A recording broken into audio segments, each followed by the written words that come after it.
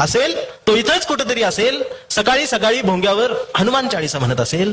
हनुमान चाळीसा म्हणता म्हणता तो कट्टर हिंदू झाला असेल.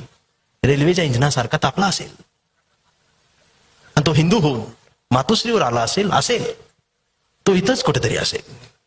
मातोश्रीवरचा धनुष्यबाण घेऊन खेळत असेल आणि धनुष्यबाण घेऊन हळूच गुवाहाटीला पळाला असेल तो इथंच कुठेतरी असेल. गुवाहाटीला गेल्यावर झाडी डोंगर हटील बघून मोहरला असेल बहरला असेल. पण एवढ्यात 50 खोके एकदम ओकेच्या घोषणा ऐकून तो गोंधळला असेल तो इथंच कुठेतरी असेल.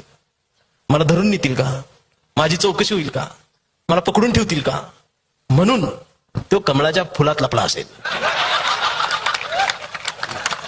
पण कमळाच्या पाकळ्यांनी पर त्याचा आवळून पार रस काढला असेल तो इथंच कुठेतरी असेल.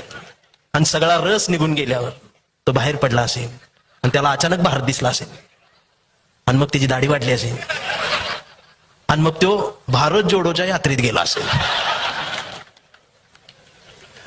आणि तो नांदेडमध्येच हरवला असेल तो इथंच कुठेतरी असेल. शेवटी वेळ झाली असेल, त्याला घड्याळ दिसला असेल, तो घड्याळाजवळ आला असेल आणि इथं काकाजवळ बसायचं का पुतण्याजवळ थांबायचं हीच त्याला कळत असेल तो इथंच कुठेतरी असेल. शेवटी तुतारी वाजवत बसला असेल तो इथंच कुठेतरी असेल. शेवटी यांचं सगळ्यांची नाटकं बघून तो चिडला असेल, तो पॅन्थर झाला असेल, विद्रोही झाला असेल आणि तो डायरेक्ट RPI मध्ये गेला असेल. पण त्याच्याच अध्यक्षाच्या कविता ऐकून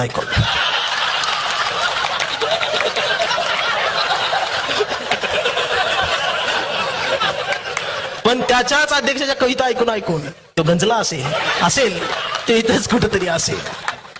कविता ऐकून त्याला वंचित झाल्यासारखं वाटत असेल आणि मग तो हळूच वंचित मध्ये आला असेल. पण इथं नेमकं वंचित कोण हेच त्याला कळत असेल तो इथंच कुठेतरी असेल.